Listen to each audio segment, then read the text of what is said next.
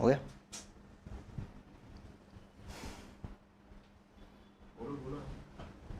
Hello everyone, बेटा आवाज़ आ रही है तो लेट मी नो कि sir yes you are audible और मैं दिख रहा हूँ, तो एक कॉम्प्लीमेंट भी कर देना।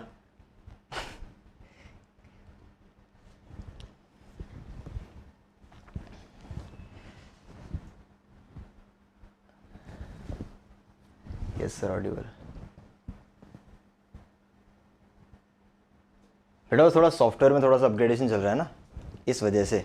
ठीक है, इंजॉय हियर, क्या फ़र्क पड़ता है फ़िलहाल तो, है ना। आधार अच्छे दिख रहे मयंक कल का था है? कभी कभी आता है, कभी कभी नहीं आता है, ऐसे थोड़ी चलेगा।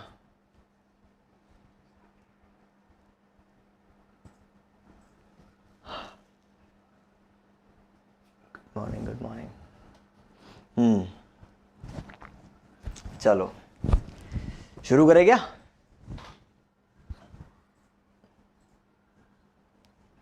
चलो भाई स्टार्ट करते हैं अपन, है ना, सेशन को शुरू किया जाए। सर कल का टाइम टेबल नहीं पता था बेटा, डेली का यही तो टाइम टेबल है। एक बार ना, एक बार थोड़ा सा ना, एक चुटकी समय निकाल के वेबसाइट को देख लो। पीसी में आपको वो मैं खुद ही कर दूंगा बेटा, है ना, मैं खुद ही कर दूंगा तेरे को सॉल्व, उसकी टेंशन मत लेना तू। अब से सर रोज़ रेगुलर, है ना। हाँ गुड गुड गुड, अब से रोज़ रेगुलर, ग्रेट। लैब का लेक्चर देख लिया था, great great great, it's okay. शुरू करते हैं, ठीक है ना, अपन शुरू करते हैं। ठीक है, तो कल अपन बेटा कहाँ पे अटके थे? कल अपन लास्ट टर्न पे ये देखा था, अपन ने कल लास्ट टर्न पे ये देखा था कि अगर साइन थीटा की बात की जाए तो साइन थीटा का मैक्सिमम वैल्यू कितना आता है? 1। कल देखा था अपने लोगों ने, है ना, पूरा मस्त बड़े वाले सर्कल से बना के देखा था अपने लोगों ने। अच्छा, और दूसरा मैंने क्या देखा था, क्या कि साइन थीटा की मिनिमम वैल्यू होती है -1। And on the same note अगर मैं कॉस की बात भी करूं, कॉस थीटा का मैक्सिमम वैल्यू रहेगा 1 और कॉस थीटा का मिनिमम वैल्यू रहेगा -1। बेटा देख, सारे बढ़िया काम आधी रात को ही होते हैं, है ना। तो नया टाइम टेबल रात को 3 बजे आया तो सोच हम कितनी मेहनत कर रहे हैं तुम्हारे लिए, है ना। रात को 3 बजे रात को, है ना, पूरी रात सोते नहीं है, पूरी रात हम लोग बैठ के अपडेट करते रहते हैं, है ना। विकास सर तो पता नहीं कितने दिनों से सोए नहीं होंगे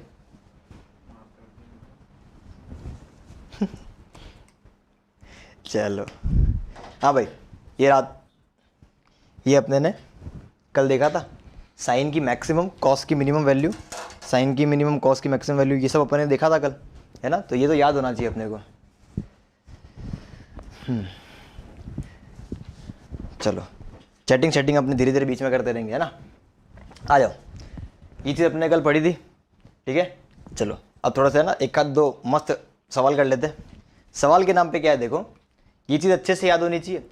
यही चीज़ सेम टू सेम चीज़ अपन कुछ टाइम के बाद, अभी तो काफ़ी समय, जब चैप्टर खत्म होने आएगा ना, तब अपन पढ़ेंगे ट्रिग्नोमेट्रिक फंक्शन के ग्राफ्स, ठीक है ना। तब ये चीज़ वापस से पढ़ाऊंगा, है ना। तब मैं तुमको ग्राफ से फील दिलवाऊंगा, है ना। तुमको ग्राफ देख के फील आएगी कि अच्छा ओके ये ऐसा दिख रहा है, इसकी वैल्यू यहाँ पे 1, यहाँ पे -1, ठीक है ना। तो फिलहाल सर्कल से काम चलाओ तो आगे तक, ठीक है।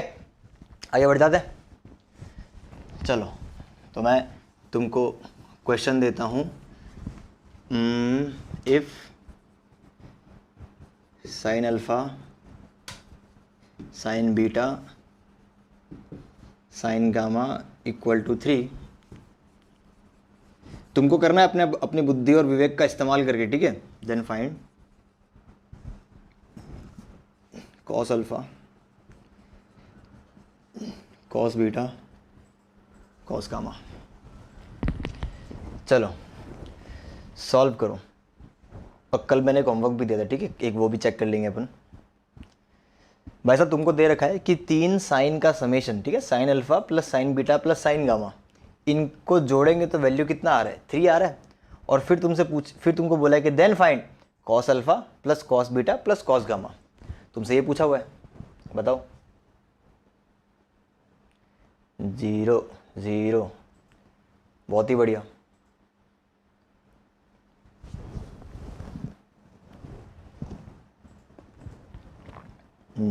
बहुत ही छोटा था, एकदम हल्के लेवल का सवाल है। हल्के लेवल का सवाल क्यों है? क्योंकि देखो भाई साहब, आज यहाँ पे क्या दिया हुआ है ना, तुम्हारे जीवन में दिया हुआ है कि साइन थीटा की, है ना, उच्चतम वैल्यू, मैक्सिमम वैल्यू कितनी हो सकती है, 1 हो सकती है, ठीक है ना। और देखो यहाँ पे कितने साइन जुड़े हुए हैं, यहाँ पे कितने साइन जुड़े हुए हैं, यहाँ पे 3 साइन जुड़े हुए हैं। तो 3 साइन जुड़े हुए का मतलब इन तीनों को जोड़ने पे 3 आ रहा है।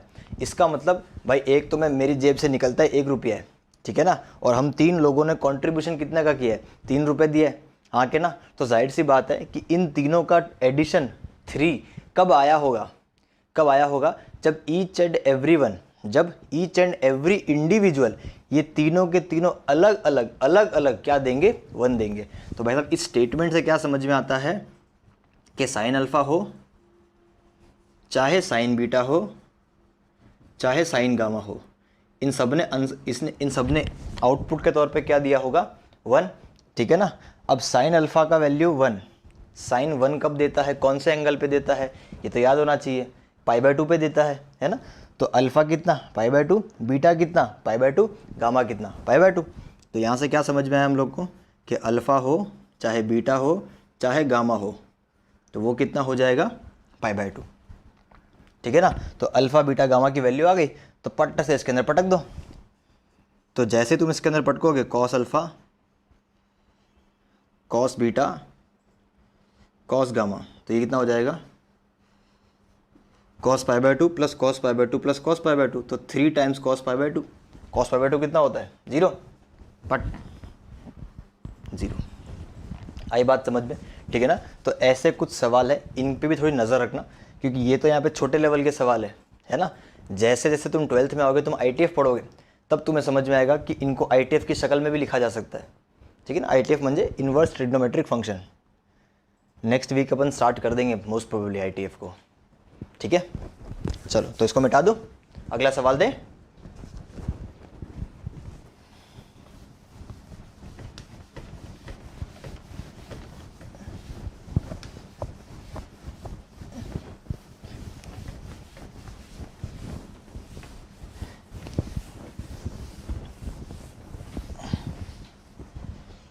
चलो बालक, कल मैंने एक सवाल दिया था, मैंने सॉल्व किया क्या उस सवाल को, क्या sine square 5, sine square 10, sine square 15, ठीक है, चुक चुक गाड़ी, साइन स्क्वायर 90, ठीक है। क्या भाई तुम लोगों ने ये सवाल सॉल्व किया था क्या, कल मैंने ये होमवर्क दिया था, ठीक है। रुशिन का जवाब है 19/2, यस परफेक्ट, 19/2, 19/2, 9 + 1/2 ऐसा। चलो मैं थोड़ा 9 और 8 में कंफ्यूज हूँ, चेक करते हैं अपन। बाकी जनता सॉल्व भी नहीं किया क्या, 3/2, मयंक 3/2, 3/2 थोड़ा सा संदेहजनक है, 3/2 नहीं होना चाहिए बेटे, 3/2 नहीं होना चाहिए। कॉम्प्लीमेंट्री सप्लीमेंट्री का फंडा लगाओ ना यार, कॉम्प्लीमेंट्री सप्लीमेंट्री का फंडा लगेगा इधर। देखो साइन स्क्वायर 90, इसको तो हवाबाजी देने के लिए बुलाया यहाँ पे, कोई औकात नहीं है इसकी, लिटरली कोई औकात नहीं है। साइन स्क्वायर 90 का मतलब क्या हुआ यहाँ पे, कोई वैल्यू नहीं है साइन स्क्वायर 90 की। साइन स्क्वायर 90 की तो डेफिनेटली वैल्यू है, जैसे कि दिखा है साइन स्क्वायर 5, इसका वैल्यू नहीं मालूम, साइन स्क्वायर 10, इसका वैल्यू नहीं मालूम।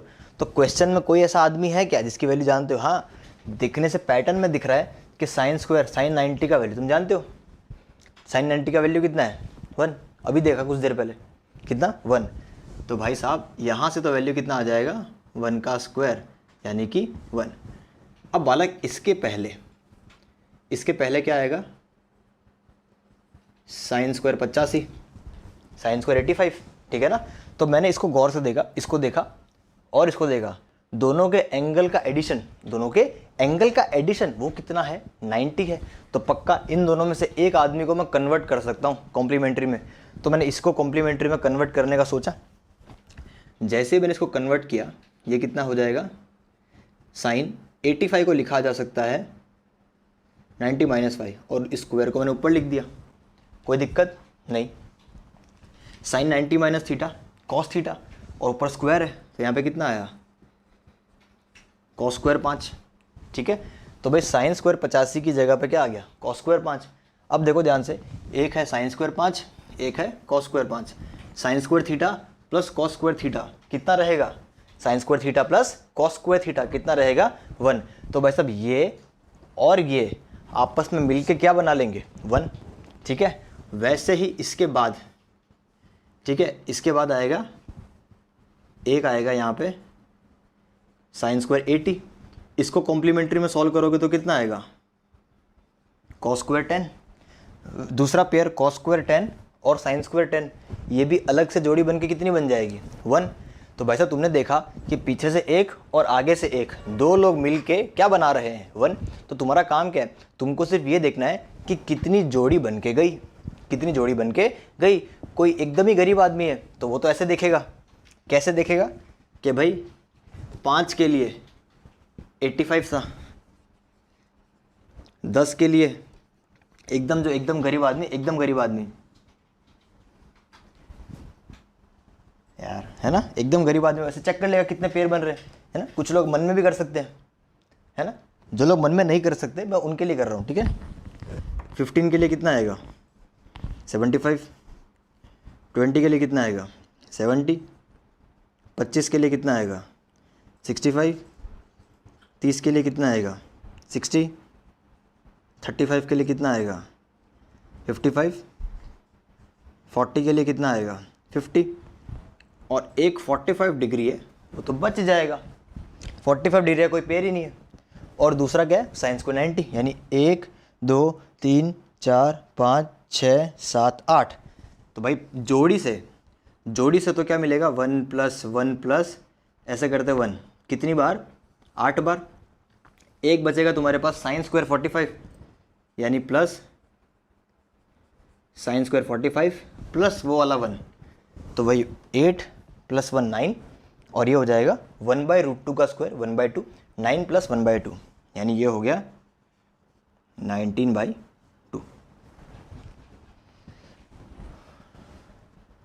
अरे बार सर पेयर बनाने की कोई ट्रिक नहीं है बेटा, यूजुअली तो ऐसे नहीं है ना। यूजुअली नहीं है, यूजुअली तुमको आइडेंटिफाई करना पड़ेगा, यूजुअली तुम लोग को आइडेंटिफाई करना पड़ेगा। आइडेंटिफाई करने का क्या मतलब है भाई कि भाई देख लो 8 से लेके 85 में कितने लोग हैं, उनका आधा कर दो। 8 से लेके ऐसे थोड़ी बनाएंगे हम लोग, तुम लोग सिर्फ क्या कर दो 8 से लेके ये 85 टेबल बोल लो ना, 5 की टेबल ही तो है ये, 5 10 15 20 5 की टेबल ही तो है। तो देख लो 85 तक कहाँ तक आ रहा है, ठीक है ना। तो पेयर बना लो, अगर ऑड नंबर आ रहा है तो यानी बीच में एकदम एक चीज़ बचेगी, एक चीज़ बचेगी।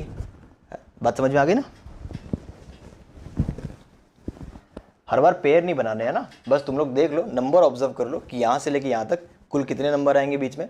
5 की टेबल है ना, फंडा सॉर्टेड है। और कोई दिक्कत?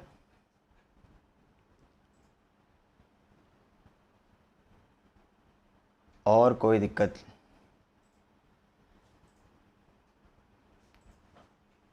समझ में आ गया ना? ग्रेट। अच्छा ये 40 कट गया क्या? 40 का टिकट कट गया। चलो अब देता हूं और सवाल।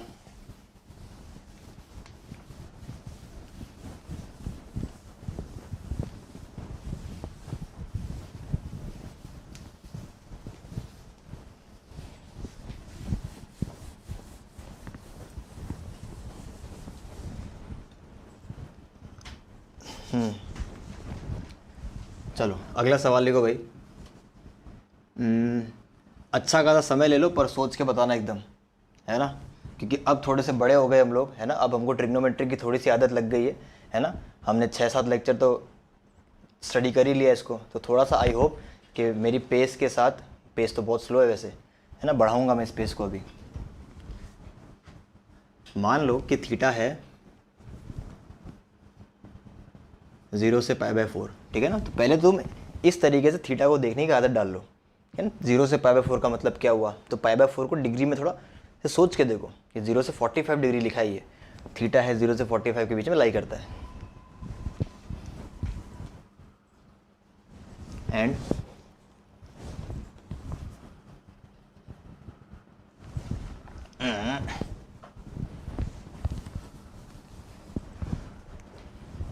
एंड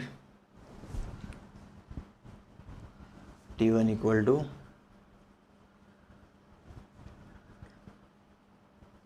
tan थीटा की power tan theta, T2 equal to tan theta की पावर cot थीटा,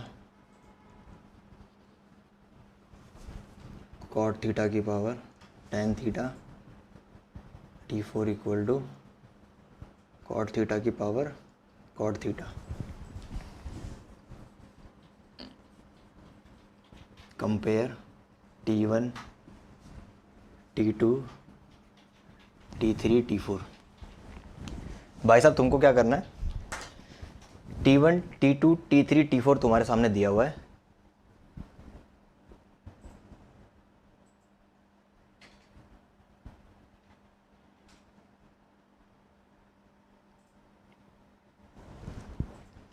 बेटा बिल्कुल देख सकते हो, पर जो पार्ट मैं ले रहा हूँ ना अभी, जितना पार्ट जहाँ से मैंने पढ़ाना शुरू किया रिलेशन फंक्शन, वो 12th का पार्ट है। तो जो मुझसे पहले जो लेक्चर्स हो चुके हैं मेरे आने से पहले, वो तुम देख सकते हो, वो 11th का पार्ट है। जहाँ से मैंने शुरू किया है वो तुम्हारे 11th में कोई काम का नहीं है, वो तुम्हारे 11th में है भी नहीं एक्चुअली, वो 12th का पार्ट है।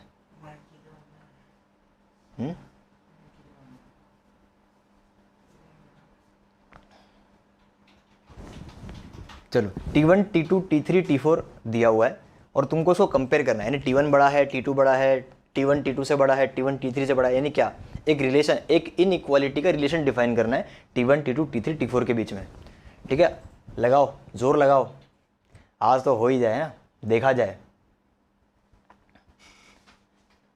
ये टेक्निकली सोच वाइज अच्छे सवाल है, ठीक है, और क्योंकि ये जेई का सवाल है, इसलिए मैं इसको ऑब्जेक्टिव अप्रोच से ही कराऊंगा। तुम लगाओ दिमाग, T4, T2, T3, T1। बेटा एक बार फिर से चेक करना ज़रूर है ना, मेरे को थोड़ा सा गड़बड़ लग रहा है, थोड़ा सा मेरे को गड़बड़ लग रहा है।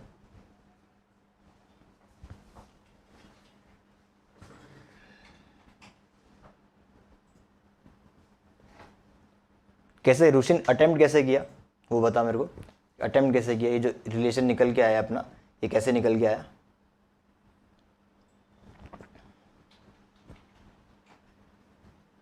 ये जेई का सवाल है, ठीक है, पुराना सवाल है पर जेई का सवाल है ये।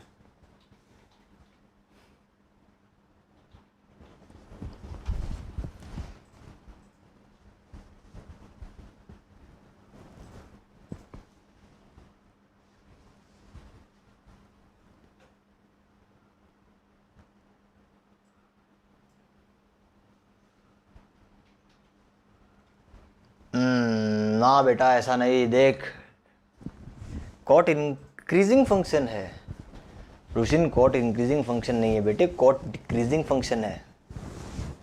कॉट एक डिक्रीजिंग फंक्शन है, टैन इंक्रीजिंग फंक्शन है। ये सब बात मैंने की नहीं है वैसे अभी 11th के लेवल पे, तो ये मैं आने वाले टाइम में करूँगा, बट कॉट इंक्रीजिंग नहीं है, कॉट डिक्रीजिंग फंक्शन है।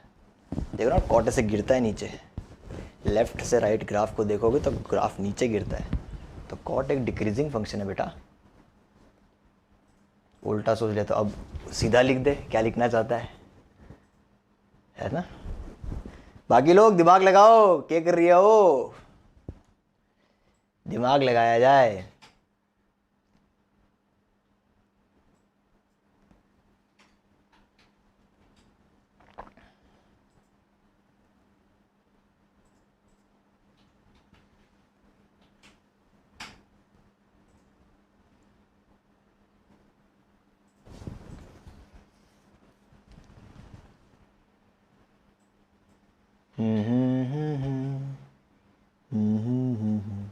गांव में भीषण सन्नाटा, सवाल देख के भाई हवा हवा तो नहीं निकल गई। सोचिए जेई का सवाल है और वो काफ़ी टाइम पहले, कम से कम इस सवाल को आए हुए हो गए 20 साल, 20 साल पुराना सवाल है, हैं? तुम्हारी तो उम्र 20 साल की नहीं है। T4 T3 T2 T1, अरे तो लाइन में लिख दिया। अरे इनइक्वालिटी छोटा बड़ा कौन किससे है रोहित?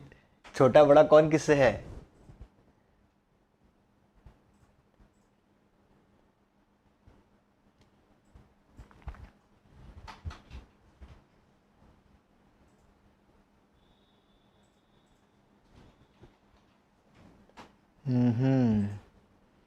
T4 सबसे बड़ा,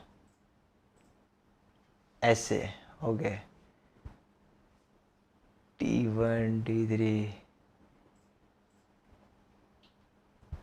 T4 T3 T1 T2, ये करेक्ट लग रहा है। रुचिन का ये वाला आंसर करेक्ट लग रहा है। आओ देखते हैं,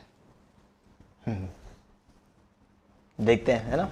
चलो मैं कैसे कर रहा हूँ, है ना, वो तरीका देखते हैं। चलो फाइट मार ली, बहुत ही बढ़िया, मज़ा आ गया।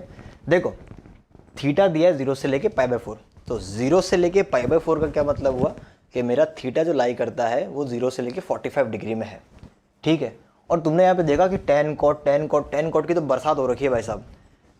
थीटा है और तुम्हारे क्वेश्चन में tan cot यानी थीटा के बाजू में कभी tan चिपका हुआ है तो कभी cot चिपका हुआ है। तो मैंने मेरी बुद्धि से क्या किया, मैंने देखा कि अगर थीटा 0 से लेके π/4 पे है तो मैंने दोनों तरफ क्या कर दिया, मैंने tan चिपका दिया, है ना। जैसे कि भाई तुम लोग प्लस करते हो, माइनस करते हो, ऑपरेटर्स यूज़ करते हो ना, वैसे मैंने यहाँ पे एक ऑपरेटर किया, मैंने दोनों तरफ tan अप्लाई कर दिया। तो यहाँ पे आएगा tan थीटा, ये बिल्कुल नहीं बदलेगा। tan 0 0, tan π/4 1। तो अपना tan थीटा जो है ना, सब में 30 डिग्री रख दिया था। रोशिन लफड़े में आ जाएगा बेटा, सब में 30 डिग्री रख दिया। क्योंकि चलो ये वैल्यू नोन थी, है ना, इसलिए करना अपन को कुछ इसी तरीके से है। पर ये थोड़ा सा क्या बोलते हैं, घातक अप्रोच लगा दिया, क्योंकि अपने ने वो वैल्यू रखी। क्योंकि देख जेई वाले कैसे होते हैं, ये तो 20 साल पुराना था, इसलिए तू बच गया यहाँ पे। 0 से π/4 के बीच में ना तो 0 लेना है ना तो π/4 लेना है। लेना है तो क्या लेना है, एक ही एंगल नोन है जो तुम्हारे लेवल पे नोन है, वो है 30 डिग्री, ठीक है ना। तो जेई वाले क्या करते हैं, जेई वाले इस तरीके का ऑप्शन सेटअप करते हैं कि अगर तुम 30 डिग्री रखोगे तो 2-3 पॉसिबल आंसर्स आ सकते हैं। यहाँ पे तो एक ही आ रहा होगा, यहाँ पे तो एक रिलेशन बन गया। बात समझ में आ रही है क्या? जो जेई वाले आजकल इतनी स्मार्टली प्ले करते हैं ऑप्शन के साथ कि अगर तुमने कोई नॉन वैल्यू रखी है, कोई नॉन वैल्यू रखी है जो हर बच्चा सोच सकता है, तो उस वैल्यू पे जेई वालों का 2-3 आंसर तो रेडी ही होते हैं। वो ऑप्शन इतनी स्मार्टली बनाते हैं, ठीक है। तो अपने ऐसी जनरल वैल्यू नहीं रखनी है, अपने को सोचना है जनरल वे में ही सोचना है, पर थोड़ा सा अलग तरीके से, ठीक है ना। तो देख मैं कैसे सोचता हूँ। थीटा दिया हुआ था तो सब जगह tan cot की शक्ल देख के मैंने tan भी पता कर लिया कि अगर थीटा 0 से 45 के बीच में नाच रहा है तो tan किसके किसके बीच में नाचेगा, 0 से 1 के बीच में नाचेगा। क्योंकि tan 0 पे 0 देगा, tan π/4 पे 1 देगा। यानी tan थीटा का जो भी वैल्यू आने वाला है वो 0 से लेके 1 के बीच में ही आने वाला है, हाँ कि ना। अब इसके बीच में से कोई भी वैल्यू सोच लो, tan अगर 0 से 1 के बीच में है तो इसको देख के मैंने लेट करते ना अपन लोग, है ना। तो मैंने लेट लिया, क्या लिया मैंने कि मैं tan थीटा 0 से 1 के बीच में कुछ भी ले सकता हूँ मैं tan को, तो क्योंकि tan थीटा की तो रेंज है ये कि 0 से 1 के बीच में है भाई हमारा tan। तो tan थीटा को मैंने क्या मान लिया, हाफ। क्योंकि क्वेश्चन में cot भी है, तो अगर tan थीटा, अगर ये tan थीटा यहाँ पे हाफ है तो cot कितना हो जाएगा, इसका रेसिप्रोकल, तो cot कितना हो जाएगा, 2 हो जाएगा। अब देखा जाए तो मेरे पास वैल्यू पड़ा है, वैल्यू का रिलेशन निकालना है। तो जैसे ही मैं T1 का बात करूं, T1 में क्या है, tan की पावर में 10, यानी 1/2 की पावर में 1/2। T2 क्या है, tan की पावर में cot, हाफ का स्क्वायर, यानी ये कितना हो गया 1/4। ये कितना है 1/√2। T3 cot की पावर में 10, 2 की पावर में हाफ, √2। T4 वो कितना है, cot की पावर में cot, यानी 2 का स्क्वायर 4। तो देख लो, अब तो सिंपल हो गया। सबसे बड़ा कौन है? T4, फिर उसके बाद कौन है? T3, फिर कौन है? T1 क्योंकि डिनोमिनेटर छोटा है, फिर कौन आएगा? T2। तो करेक्ट रिलेशन इज सबसे बड़ा है T4, फिर T3, फिर T1, फिर T2। भाई बात समझ में आई क्या? है ना? बात समझ में आई क्या? क्या तुमको मेरी बात समझ में आई?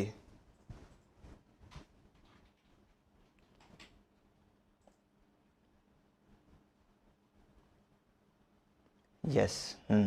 छाप लो, छापो छापो। ये जेई का सवाल है, लिख लेना ऊपर, JEE।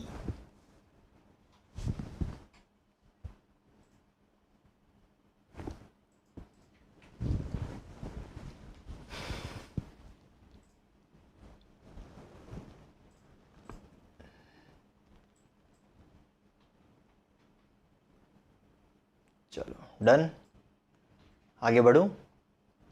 चलो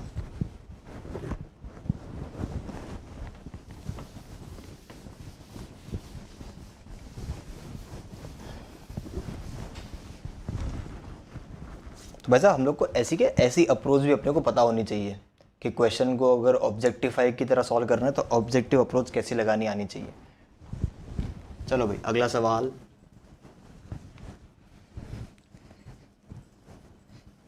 इफ थीटा एंड फाई, पता है ना, ये तो फाई का सिंबल है, आर acute angles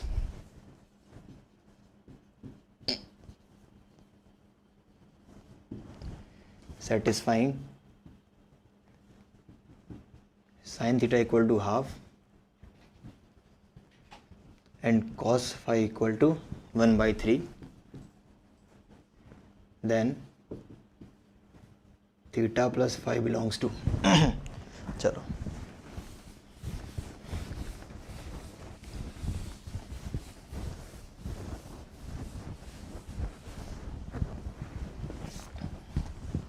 ऑप्शन दे दूं क्या मैं तुम लोग को? ऑप्शन है π/3 से π/2,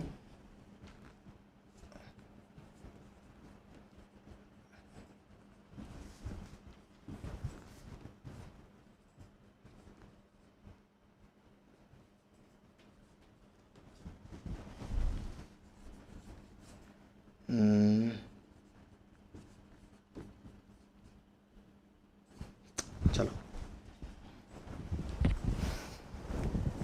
भाई साहब थीटा और फाई दोनों एक्यूट एंगल्स हैं। थीटा और फाई दोनों एक्यूट एंगल्स है। एक्यूट एंगल्स का मतलब 0 से लेकर 90 के बीच में। सेटिस्फाइंग, जो किसको सेटिस्फाई करते हैं? साइन थीटा का वैल्यू हाफ और कॉस फाई का वैल्यू 1/3, इसको सेटिस्फाई करते हैं। तब तुमसे इनका वैल्यू पूछा है कि थीटा प्लस फाई किसको बिलोंग करेगा? थीटा प्लस फाई किसको बिलोंग करेगी?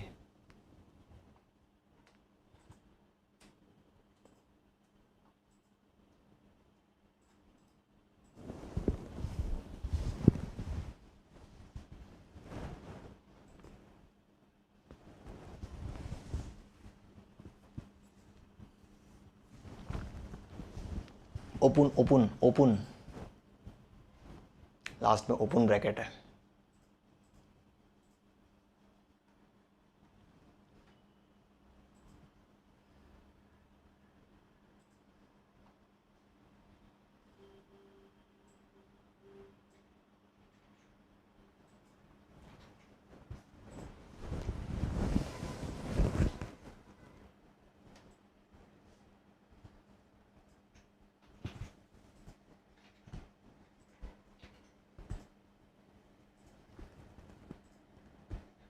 π/3 से π/2, π/3 होता है 60 डिग्री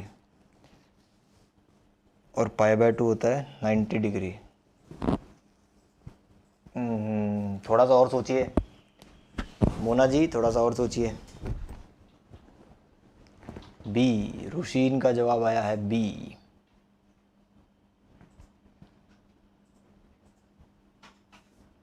रोशन कैसे, एक आध स्टेप लिख।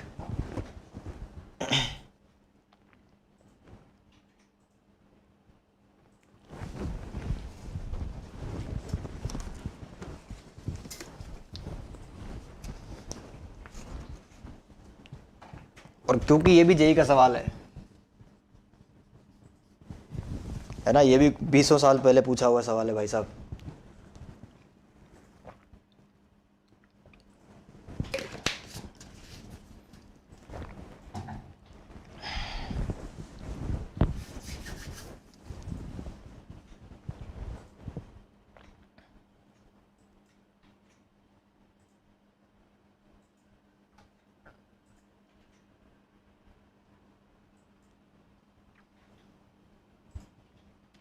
चलो सर, थीटा π/3 फाई π/2 से छोटा है। Okay good. देखो भाई यहाँ देखो, ये थीटा का वैल्यू तो तुमको फुद्दू बनाने के लिए दिया है। थीटा का वैल्यू तो आंखों से निकल रहा है कि साइन थीटा का वैल्यू तो 1/2 है। तो भाई साहब साइन थीटा का वैल्यू अगर 1/2 है तो थीटा का वैल्यू कितना हो जाएगा? 1/2 कौन से एंगल पे देता है भाई साहब? कौन से एंगल पे देता है? 30 डिग्री पे, यानी π/6। ठीक है, ये तो दिया हुआ है। अब दूसरी चीज़, ये दिया हुआ है cos theta equal to, theta थोड़ी है, अपने को दिया हुआ है बेटे cos फाई। cos फाई है 1/3। तो भाई साहब 1/3 का मतलब क्या हुआ है? What do you mean by 1/3? हमने तो देखा ही नहीं कभी 1/3। cos का वैल्यू हमने 1/3 देखा नहीं। अगर हमको मालूम नहीं है कि 1/3 कौन सी वैल्यू है तो हम फाई निकाल नहीं पाएंगे। तो इसीलिए तो उसने इंटरवल पूछा है, क्योंकि फाई का वैल्यू अपने को एग्जैक्टली नहीं बताना है ना। फाई का वैल्यू अपने को एग्जैक्टली नहीं बताना, तभी पूछने वाले ने इंटरवल पूछा है। ठीक है, तो क्या करना है, थोड़ा सा दिमाग चलाना है। सोच के देखो कि 1/3 वो कब देता है भाई? सबसे उच्चतम वैल्यू होती है cos की 1, उसके बाद कितनी आती है है ना। अगर तुम cos की सीरीज़ देखो, cos का सीरीज़ देखो तो 1 √3/2, 1/√2, 1/2 एंड 0। ठीक है,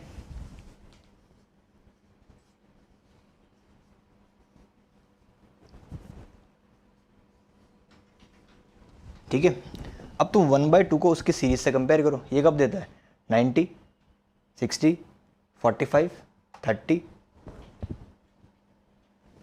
सॉरी 0, 30, 45, 60 एंड 90। ठीक है, ये देता है अपने को। अच्छा, आपने ने देखा तो तुम देखो कि भाई ये तो 1/3 है। 1/3 किस इंटरवल के बीच में आ रहा है? 1/3 वहाँ पे किस इंटरवल के बीच में आ रहा है? अगर तुम 90 रखोगे तो कितना देगा वो? 0। और अगर तुम 60 रखो, अगर तुम 60 डिग्री रखो तो कितना आंसर देगा? cos हाफ देगा। तो भाई साहब ये जो 1/3 है ये क्या इस इंटरवल के बीच में है? तो अगर तुम ध्यान से देखो तो तुमको फाई जो है वो नज़र आएगा। किस किस के बीच में नज़र आएगा? 60 डिग्री से लेके 90 डिग्री के बीच में, क्योंकि है तो ये एक्यूट है, तो ये एक्यूट है, तो 90 से तो छोटा ही होना है। पर किस एंगल से बड़ा होगा? किस एंगल से बड़ा होगा? तुम कंपेयर कर लो 1/3 और 1/2 में। ठीक है ना, डिनोमिनेटर बड़ा है इसका, ये तो उससे छोटा है कंपेरेटिवली। हाँ कि ना? इतनी तो बात भेजे में उतरती है अपने, इतनी तो बात भेजे में उतरती है ना। तो ये 1/3 है, हमको नहीं मालूम कि पर्टिकुलरली कौन से एंगल पे आने वाला है, पर हाँ 90 से छोटा आएगा और 60 से बड़ा आएगा। इतनी बात समझ में आनी चाहिए। हाँ कि ना? तो अगर फाई इस सेट को बिलोंग करता है और थीटा इस सेट को बिलोंग करता है, तो जिस दिन दोनों को जोड़ोगे तो एंगल भी आपस में जुड़ जाएगा। इसको मैं 30 डिग्री लिख देता हूँ, है ना, काहे लोड बढ़ाएं। तो जिस दिन तुमने थीटा प्लस फाई किया तो 30 दोनों में जुड़ जाएगा। तो 30 और 60 कितना हो जाएगा? 90। और 30 और 90 कितना हो जाएगा? 120। 90 π/2, ढूंढो कहाँ है π/2? ये रहा, ऑप्शन नंबर बी। बात समझ में आई क्या? है ना, ये भी जेई का सवाल है। बात समझ में आई क्या? क्या तुम्हें सवाल समझ में आया?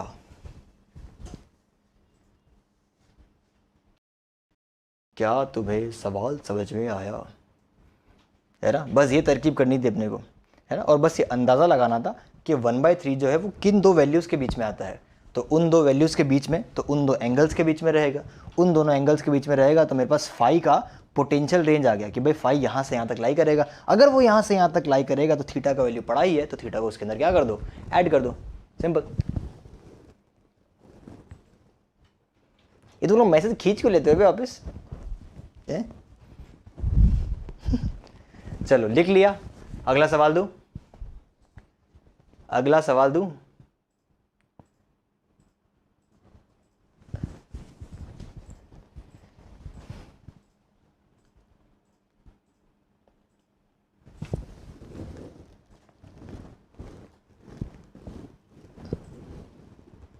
छाप लिया मैसेज में, टाइपिंग में। अरे कौन पढ़ता है बेटा, बता। मैंने पढ़ लिया एक बार, बस हो गया। प्रिंटिंग मिस्टेक, हाँ अभी प्रिंटिंग मिस्टेक होगी, चलेगा, कोई दिक्कत नहीं है। बाद में प्रिंटिंग मिस्टेक नहीं होनी चाहिए, बाद में छापने की फ्रीक्वेंसी एकदम तेज़ होनी चाहिए, नोट ऐसे धनाधन छपने चाहिए एकदम, है ना। अभी तुम्हारी उम्र नोट्स छापने की है तो तुम नोट्स छापो, है ना। चलो अगला सवाल देता हूँ। अगला सवाल इंटरेस्टिंग है थोड़ा सा, क्योंकि अब खुद जेई का सवाल नहीं है। ठीक है, आपने हो गया बीच में अपन जेई के सवाल भी करते रहेंगे ताकि ये मोटिवेशन बना रहे कि अरे ये तो हलवा है, अरे ये तो कद्दू है ना। सर बड़ा मज़ा आता है मैसेज खींचने में, अच्छा। चलो ये क्वेश्चन लिखो, दिख रहा है ना, और काफ़ी इंपॉर्टेंट, काफ़ी अच्छा क्वेश्चन है ये, ठीक है, ध्यान से, एकदम ध्यान से। Find the cos of interior angle of an regular dodecagon. New generation घर की वैसे बजा के भागने वाला। भाई साहब रेगुलर डोडेकागन का मतलब क्या है, बिना गूगल किए बताओ, अगर तुम में से किसी को मालूम है तो, वरना फटाक से नो लिखो। रेगुलर डोडेकागन क्या होता है वो बताओ। डोडेकागन बताओ, किसी को पता है डोडेकागन? थोड़ा नाम से भी ये थोड़ा समझ में आ जाता है वैसे कि डोडेकागन क्या होना चाहिए। 12 साइडेड पॉलीगॉन, बहुत ही बढ़िया बेटा। डेकागन का मतलब 10 साइड होती है, डो का मतलब 12, 2 और, ठीक है ना। तो भाई डेकागन का मतलब है कि भाई एक पॉलीगॉन है जिसकी साइड कितनी है, 12 साइड्स, ठीक है। तो यहाँ पे लिख दिया जाए 12 साइड्स। रेगुलर का मतलब क्या है,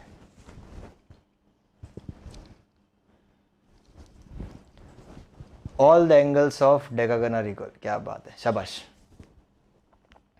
सही है। चलो तो सॉल्व किया जाए।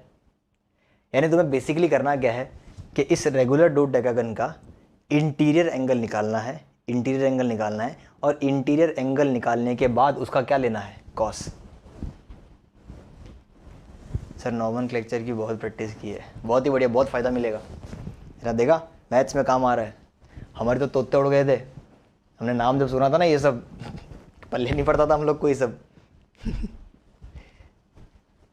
चलो ट्राई करो, टिराई करो, टिराई। √3/2, बहुत ही जल्दी आंसर नहीं दे दिया रुचिन। अगर मैं बोलूँ कि गलत है तो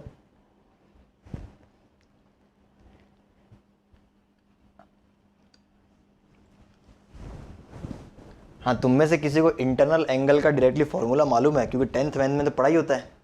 अगर तुम्हें इंटरनल एंगल का फॉर्मूला पता है तो तुरंत आंसर आ जाएगा। तो इसको नोट करके भी लिख लेना, क्योंकि अपन internal angle of regular polygon use करेंगे। मैं इसको डिराइव भी कर दूंगा तुम्हारे लिए, वरना मैं चाहूँ तो डायरेक्टली फॉर्मूला भी लिख सकता हूँ, ठीक है ना। पर वही, अपन केवल फॉर्मूला लिखने वाले तो लोग हैं नहीं, अपन चीज़ों को डिराइव करते हैं। तो जो पाप तुमने ऑलरेडी कर लिए, उन पाप को धोने का समय आ गया है। नहीं रोहित, आंसर गलत है। रुशिन, आंसर गलत है, आंसर गलत 6।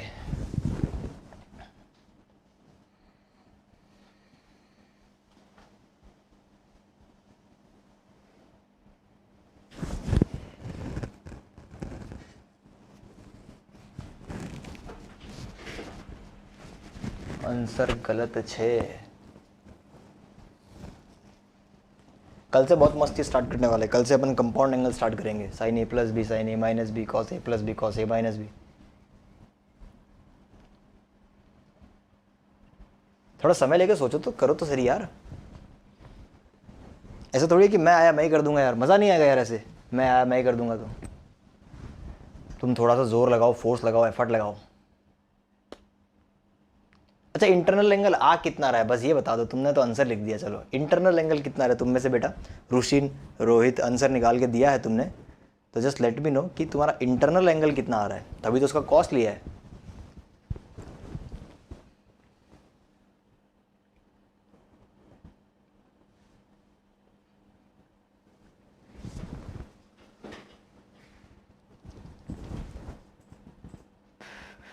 इंटरनल एंगल नहीं आता, अरे तो उसके बिना ही लिख दिया कॉस। बेटे बिना इंटरनल एंगल निकाले उसका कॉस कैसे निकाल दिया? हाँ रुशिन, बिना इंटरनल एंगल निकाले उसका कॉस कैसे लिख दिया? जब हमें एंगल ही नहीं पता तो उसका कॉस कैसे निकाला? थोड़ा सोचने वाली बात है। सर 360/12 कर दिया, क्यों भाई? ऐसा कहाँ लिखा है भाई? ऐसा किधर लिखेला है? तब 30 है, 30 किसी और चीज़ का एंगल है बाय द वे। तेरा 30 जो आया ना ये किसी और चीज़ का है, बताता हूँ।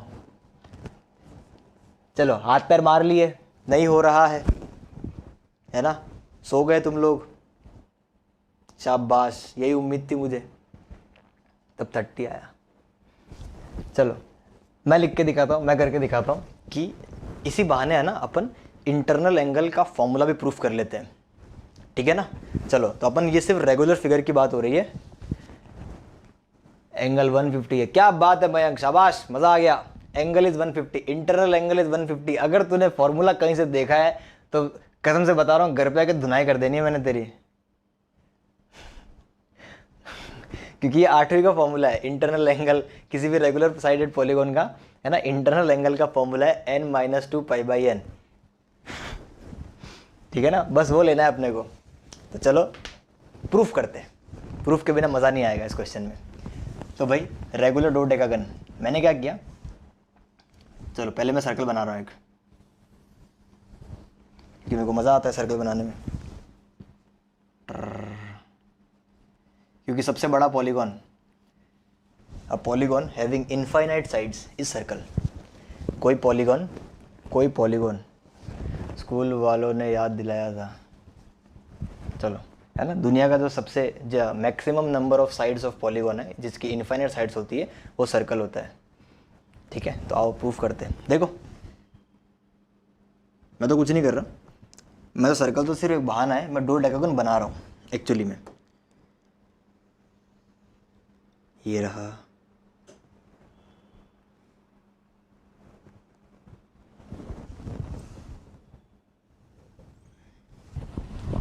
ठीक है? बिना सर्कल के थोड़ा अच्छे से बनता नहीं है, ठीक है? सोन चलता जाएगा, ठीक है? तो ये साइड्स है, टिम टिम टिम टिम टिम टिम, ये क्या है? डोडेकागन की साइड्स है। अब जाहिर सी बात है, इसको ये पॉलीगॉन का सेंटर है। अगर इंटरनल एंगल की बात की जाए तो इंटरनल एंगल कौन सा भाई? ये वाला। तो मैंने क्या किया, क्योंकि ये रेगुलर है, तो इसकी सारी साइड्स कैसी होगी? बरोबर होगी। तो सारी साइड्स बरोबर होने का मतलब हो गया ये इधर, ये वाली साइड, ये वाली साइड, ये वाली साइड ले लो, ये ले लो, ये ले लो, ये सारी साइड्स आपस में कैसी होगी? बरोबर होगी, ठीक है ना? अब तुम सिर्फ एक छोटी सी बात सोच के बताना कि अगर मैं इसकी सारी की सारी 12 साइड्स बनाता, सारी की सारी 12 साइड्स में बनाता, ठीक है ना? तो बालक ये वाला एंगल कितना हो जाता? ये वाला एंगल, अब ये वाला एंगल, फिर ये वाला एंगल, फिर ये वाला एंगल, ऐसे करते करते करते करते करते करते जितनी ये नंबर ऑफ साइड्स है उतनी बार ये एंगल निकलता हुआ आता, है ना?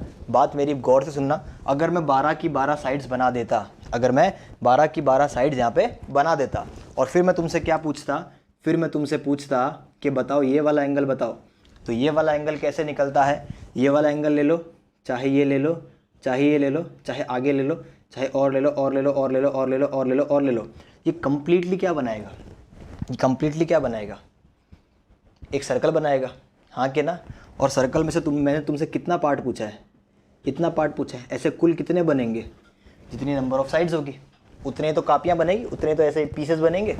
तो अगर तुमसे कभी भी तुमसे ज़िंदगी में पूछा जाए कि भाई ये वाला एंगल कितना है, तो भाई टोटल सर्कल का एरिया, टोटल सर्कल कितना है 360, उसको क्या कर दो n से डिवाइड कर दो, तो ये वाला एंगल निकल के आएगा, तो ये वाला एंगल निकल के आएगा, ठीक है ना। इतनी बात समझ में आनी चाहिए, ये वाला एंगल निकल के आना चाहिए, ठीक है ना। अभी अपन जनरलाइज कर रहे हैं, मैंने तो इसको जनरलाइज कर दिया, इन जनरल। अभी मैं 2 डेकागन की बात नहीं कर रहा, अभी मैं जनरल फॉर्मूला प्रूफ कर रहा हूँ, और जनरल फॉर्मूले में n का वैल्यू क्या रख देंगे अपन, 12 रख देंगे, ठीक है ना। तो ये वाला एंगल आ गया 360/n।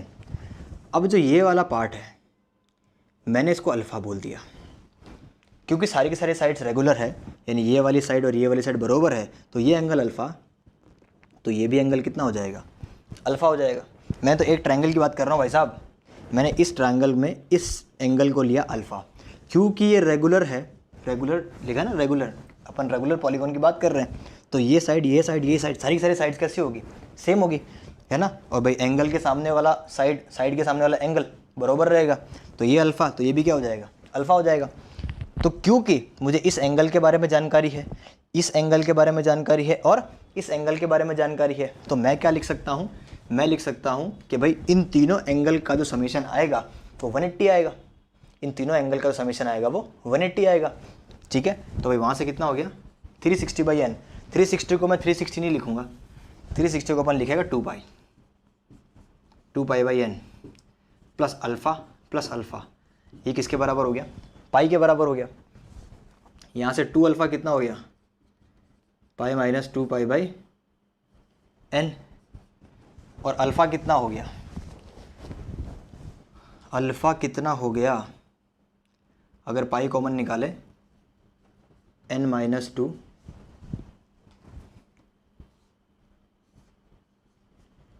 π/2, तो ये तो अल्फ़ा का वैल्यू आ गया। हमें तो क्या चाहिए, अगर तुम्हें इंटरनल एंगल निकालना है तो भाई साहब किसी भी फिगर का इंटरनल एंगल, तो सर इंटरनल एंगल तो ये वाला होता है, ये थोड़े ना होता है, इंटरनल एंगल तो भाई साहब ये पूरा होगा, ये चीज़ समझनी थी। खाली अल्फ़ा इंटरनल एंगल थोड़ी है, अपने को तो साइड्स के बीच का एंगल देखना है ना, तो साइड्स के बीच का एंगल तो ये है, ये अल्फ़ा है, और कुछ देर पहले देखा ये भी अल्फ़ा, क्योंकि सारी की सारी साइड सेम है। तो इंटरनल एंगल कितना, तो इंटरनल एंगल कितना, इंटरनल एंगल आएगा 2 अल्फ़ा, इंटरनल एंगल आएगा 2 अल्फ़ा। तो भाई साहब अगर मैं इंटीरियर एंगल की बात करूं तो वो आएगा 2 अल्फ़ा, इसको 2 से मल्टीप्लाई कर दो, इसको क्या कर दो 2 से अरे 2 कहाँ से आया, ये n आएगा, इसको किससे मल्टीप्लाई कर दो, 2 से मल्टीप्लाई कर दो, ठीक है। तो ये कितना आ जाएगा, यहाँ पे 2 भी तो आएगा, इस पूरी पार्टी को 2 से मल्टीप्लाई कर दो, तो 2 और 2 गायब हो गया, कितना बचेगा n-2 π/n, ठीक है। थोड़ा सा यहाँ लिख देता हूँ, क्योंकि अब तुम्हारे पास इंटीरियर एंगल आ चुका है, तो इंटीरियर एंगल फॉर डोडेकागन वो कितना हो जाएगा n-2 π/n, n कितना है 12 - 2 इंटू पाई, ठीक है ना। ये कितना हो गया 10π/12,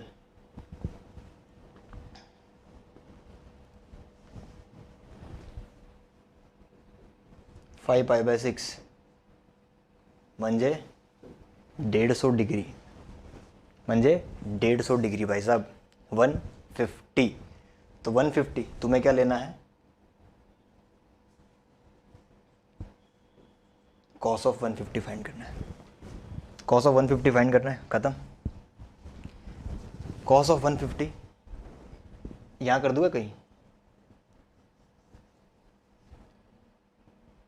कॉस ऑफ 150 वो हो जाएगा cos 180 minus 30 cos pi minus theta minus cos theta, और ये हो जाएगा माइनस का √3/2। साइन 30 नहीं लेना रे, कहाँ से आ गया साइन 30? मयंक क्या मजाक कर दिया, बावली बूच। भाई साहब ये फॉर्मूला मेरे को डिराइव कराने की बिल्कुल भी ज़रूरत नहीं थी, ठीक है। ये मैंने डिराइव इसलिए करा दिया क्योंकि मेरे को SOT में काम लगेगा। SOT का मतलब सॉल्यूशन ऑफ ट्राइंगल। बेल बजा के भाग रहा है तू, है ग्रेट। चलो भाई सवाल समझ में आया क्या? क्या तुम्हें प्रूफ समझ में आया, सॉल्व कैसे किया वो समझ में आया? क्योंकि देख बेटा, ये जितने भी नाम है ना, इन नामों को थोड़ा ध्यान देना है। ये नाम एग्जाम में आ सकते हैं, ये नाम एग्जाम में आ सकते हैं। चलो सवाल लिख लो, छाप लो, सवाल छाप लो।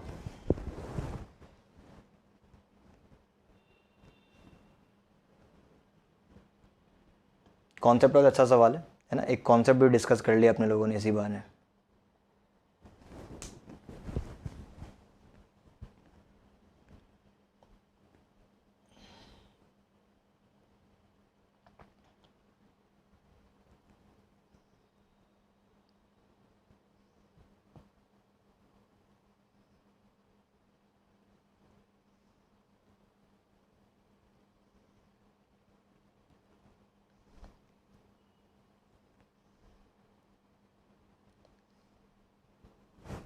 डन। चलो ध्यान रखना, अब हर बार डेरिवेशन नहीं करना, वो फॉर्मूला याद कर लो, ठीक है ना। तो फॉर्मूले को डब्बा बना लेना और याद कर लेना।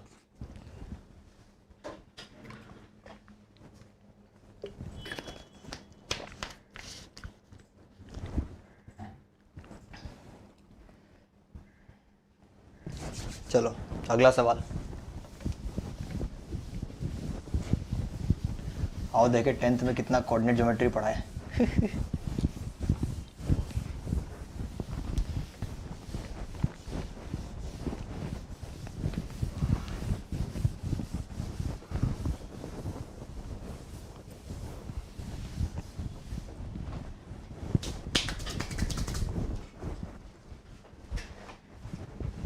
चलो लिखो,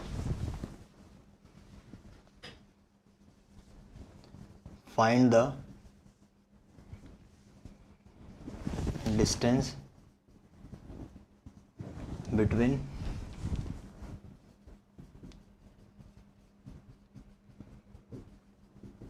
ऑर्थो सेंटर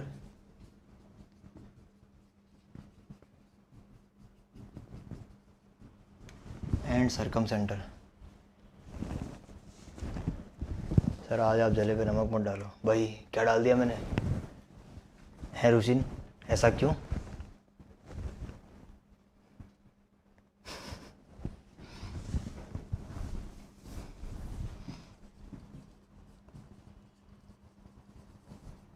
इन ए ट्राइंगल, ये स्पेशल सवाल है, ठीक है, विथ साइड्स 17, 15, 8। चलो बाकी तो सब छोड़ो, ठीक है ना। तो गूगल से मत करना, सिर्फ ये बताओ ऑर्थो सेंटर सर्कम सेंटर किसे कहते हैं? सर 8, 9, 10 का कुछ भी याद नहीं है बेटे। मेरे को मालूम है ना कि कई बच्चे जो है, मतलब कई बच्चे नहीं, बहुत बच्चों का गम होता है ना। ये अगर ये बोल के निकाल दे ये तो पढ़ा होगा, तो क्या बच्चे के मन में एक डाउट आ जाता है कि यार पढ़ा होता, अब सीरियस है, अब वापस पढ़ा दो, तब नहीं पढ़ा, ठीक है ना। ये बच्चे की थॉट रहती है, और यही थॉट क्या मुझे फील आया करती थी, क्योंकि मैं भी थोड़ा नालायक था। 8, 9, 10 तक तो मैं भी कुछ नहीं पढ़ता था, तो मुझे भी ऐसे बोल के भगा दिया जाता था स्कूलों वूलों में, तो कि ये तुम पढ़ के आए हो ये वो, तो क्या तब मेरे को रटना पड़ता था। तो क्या तब से मेरे को अंदर से ऐसा खुन्नस है कि यार जब पूछे तब बताते नहीं है ना, और जब जब बताते थे तब पूछना नहीं था, तो गलती कुछ हमारी भी थी। तब से क्या एक सबक ले लिया कि जब भी कोई चीज़ें हमें कोई बोलेगा कि हमें इन पे ध्यान दो, ये करना है, तो हम क्या उन पे एकदम टू फोकस होके काम किया करते हैं। उसके बाद सर ट्रायंगल के अंदर जो सर्कल बने, अरे बावड़ी बूझ, ट्रायंगल के अंदर नहीं, ट्रायंगल के बाहर। ट्रायंगल के अंदर जो सर्कल बनता है उसको इन सर्कल बोलते हैं। इन माने अंदर, सरकम मतलब बाहर, सरकम मतलब बाहर। ट्रायंगल में तीनों एंगल से सामने वाली साइड पर परपेंडिकुलर ड्रॉप करना। Okay, ortho centre. चलो तुम लोग को नहीं पता है तो एक बार के लिए लिख रहा हूँ, क्योंकि ये चीज़ अभी उठाने का इंटेंशन नहीं था, पर ऐसे उठा लिया मैंने मस्ती मस्ती में। ये चीज़ मैं उठाऊंगा ट्रिग्नोमेट्री फेज 3 में, तब नाम आराम से देख लेना। और उसके पहले अगर स्ट्रेट लाइन चालू कर दिया तो स्ट्रेट लाइन बता दूंगा, ठीक है। लिख लो भाई, कहीं खोपचे में लिख लो। ऑर्थो सेंटर वो होता है point of intersection of altitudes. Altitudes का पॉइंट ऑफ इंटरसेक्शन जो है वो होता है ऑर्थो सेंटर, ठीक है ना। फिलहाल याद करके चलना, ये आता है कैसे आता है ये अपन डिटेल में डिस्कस करेंगे जब अपन कोऑर्डिनेट ज्योमेट्री चालू करेंगे। फिलहाल सिर्फ नाम से याद रखो, ठीक है ना। नाम सिर्फ इसलिए याद करा रहा हूँ ताकि धीरे धीरे तुमको नाम और उनकी डेफिनेशन याद हो जाए। डेफिनेशन याद कराने का भी एकदम अलग तरीका है मेरे पास, ज़िंदगी में नहीं भूलोगे, 100% गारंटी के साथ, ठीक है। और क्योंकि जो मुझसे पढ़े हैं उनसे पूछना जाके, है ना, उन्हें तो 3-4 साल हो गए फिर भी उन लोग को याद है अभी तक ये सब नाम, क्योंकि नाम इस तरीके से याद कराएं। सरकम सेंटर, पोई, point of intersection of perpendicular bisector, point of intersection of perpendicular bisector. एक बार एक फिगर बना के दिखा देता हूँ, ठीक है ना, फिर इसको चीज़ को उड़ा देंगे अपन। मान लो कि ट्रायंगल है, मानना क्या है ही, थोड़ा अजीब सा बनाता हूँ यार, ऐसे फील नहीं आ रही यार।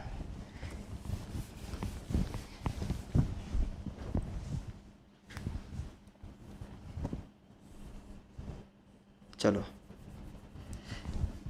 ए बी और ये सी, ठीक है। क्या बोला गया, ऑर्थो सेंटर किसको बोला जाएगा कि भाई point of intersection of altitude. Her vertex से तुम अल्टीट्यूड गिराओ। अल्टीट्यूड का मतलब होता है सिर्फ लाइन छोड़ दी, सीधा जाके गिरेगा नीचे। तो भाई इससे अगर तुम वो गिराते हो, चलिए सीधे कर देते, टबैक 90 डिग्री, ठीक है। बी से गिराओगे तो 90 डिग्री,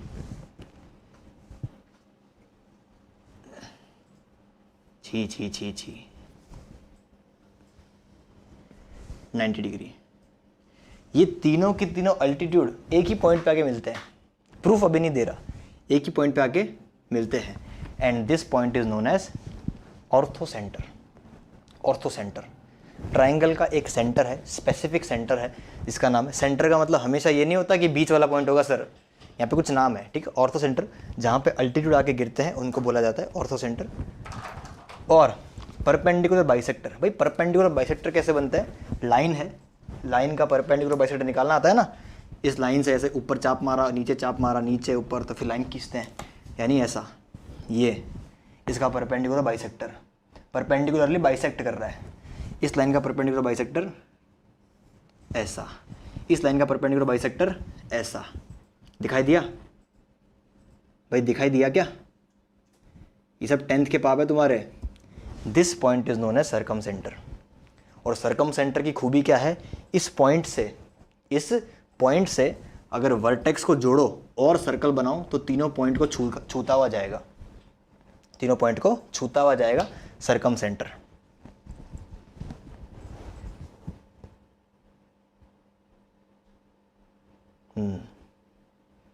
चलो ठीक है, तो ये डायग्राम तुम बना सकते हो, यहाँ पे लिख देना ये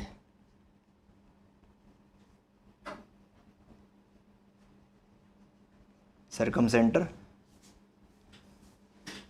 और ये ऑर्थो सेंटर, ठीक है।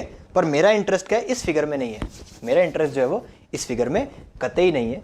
ये तो नाम मिटा रहा हूँ, ठीक है, आई होप तुमने लिख लिया हो, नोट करके लिख लेना। मेरा इंटरेस्ट तो है भाई साहब इस दिए गए सवाल के डिटेल में। ऑर्थो सेंटर का मतलब समझ में आ गया, सरकम सेंटर का मतलब समझ में आ गया, ठीक है ना। अब साले ने पूछने वाले ने ये पूछा है कि इनके बीच का डिस्टेंस बताओ, इनके बीच का डिस्टेंस बताओ, यानी ये पूछा है। इतना आसान नहीं है निकालना, लिटरली इतना आसान नहीं है निकालना। पर इस केस में, इस चैप्टर में, क्योंकि हम हल्की फुल्की शुरुआत कर रहे हैं, इसलिए मैंने तुमको साइड लेंथ बड़ी ही फ्लेक्सिबल दी है। बड़ी मतलब बड़ी ही फ्लेक्सिबल दी है। यहाँ पे कोई भी साइड लेंथ हो सकती है, माइंड माई वर्ड्स। वो जो कोई भी साइड लेंथ होगी वो बन जाएगा चैप्टर एसओटी में। अभी तो एकदम नॉर्मल सवाल है, सिर्फ नाम यूज कराना था इसलिए बता। साइड लेंथ में खास है कुछ, साइड लेंथ जान पूछ के इस सवाल में ऐसी दी है। अब तुम पूछोगे कि सर इसके जगह कोई और साइड लेंथ होती, तो बेटा वो ये सवाल सॉल्व करते हैं एसओटी में, यहाँ पे नहीं करते। यहाँ पे स्पेशल खास साइड लेंथ वाला ही सवाल लिया है जान पूछ के। सर ऐसा क्या है इस खास इस साइड लेंथ में? मैं कहा ध्यान से देख इस साइड लेंथ को, एकदम ध्यान से देख ले साइड लेंथ को। क्या है ये? ट्रायंगल की तो बात कर रहा है, ये एक स्पेशल ट्रायंगल बना रहा है। ये साइड लेंथ एक स्पेशल ट्रायंगल को डिनोट करते हैं। एग्जैक्ट तुम चल जाना चाहिए कि ये राइट एंगल की बात हो रही है। और राइट एंगल भाई साहब इतना खूबसूरत एंगल होता है, इतना खूबसूरत ट्रायंगल बनाता है ये, इससे सारे प्रॉब्लम धन धन धन धनाटी सॉल्व हो जाते हैं। सर कैसे? मैं कहा देख बना राइट एंगल,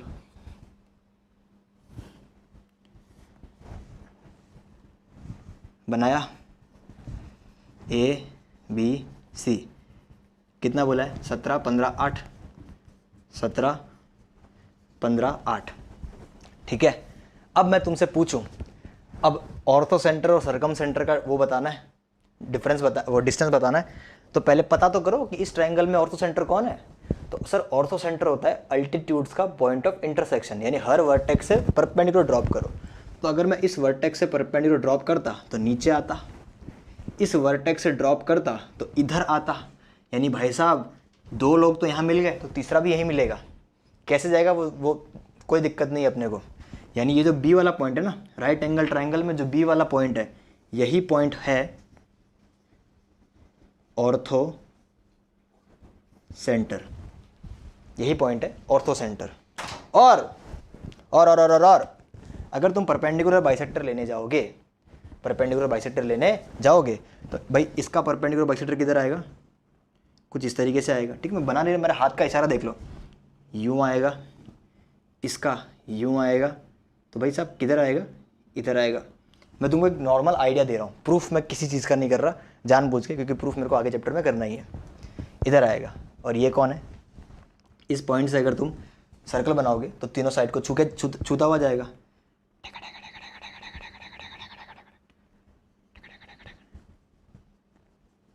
ठीक है।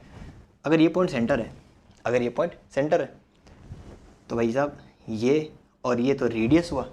अगर ये और ये रेडियस है तो ये भी तो रेडियस होगा, ये रेडियस, ये रेडियस, ये रेडियस। और क्योंकि ये सरकम सेंटर है और ये ऑर्थो सेंटर है तो यही तो पॉइंट पूछा है, यही तो पॉइंट पूछा है अपने से, ये तो डिस्टेंस पूछा है। ये पूरा डिस्टेंस क्या 17, तो ये कितना हो जाएगा 17/2, तो ये डिस्टेंस भी कितना आ गया 17/2।